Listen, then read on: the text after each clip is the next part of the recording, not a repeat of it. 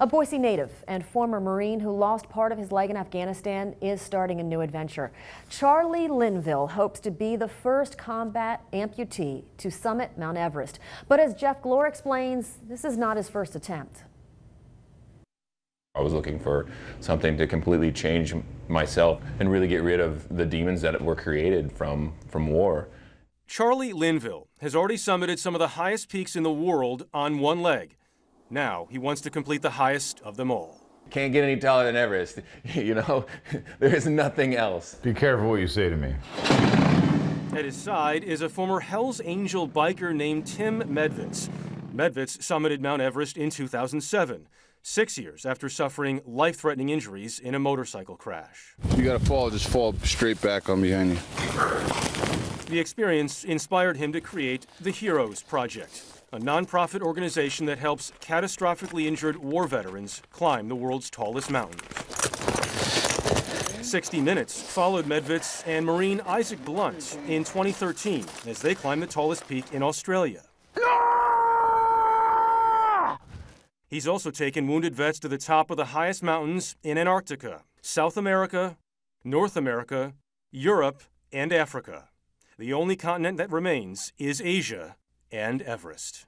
You have to find the right mountain for the right injured veteran, and Everest is the big one. He chose Charlie Linville for the challenge. The former Marine was a member of a bomb disposal unit in Afghanistan in 2011 when he stepped on a buried explosive and suffered a traumatic brain injury, an amputated finger, and a severely damaged foot. After 14 surgeries over 18 months, the married father of two decided he'd had enough. And every day was just pain and painkillers, and eventually I made the decision to have it amputated below the knee.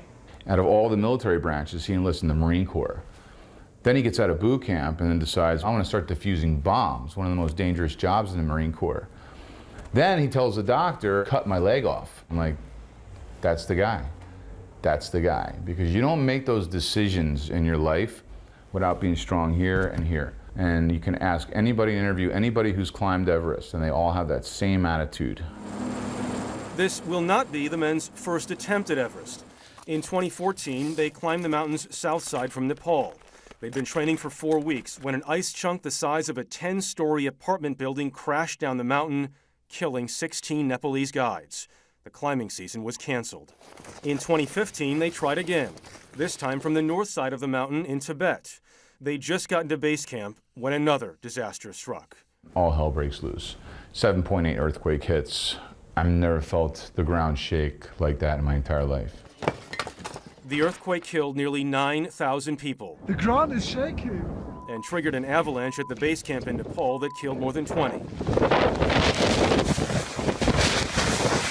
Instead of climbing, the two men pitched in on relief efforts. It was a difficult time coming home last summer and like soul searching and really being like, can I do this again? But at the end of the day, we set to do this mission and be successful. It's a whole movement that has become bigger than Tim Medvitz, and it's become bigger than Charlie Linville. And all of a sudden you turn on your TV, and here's a guy with one leg climbing Everest. Well, if that don't get you off your butt, take back your life, I don't know what is. Up next, Bruce Springsteen fans are getting refunds after a canceled concert in North Carolina.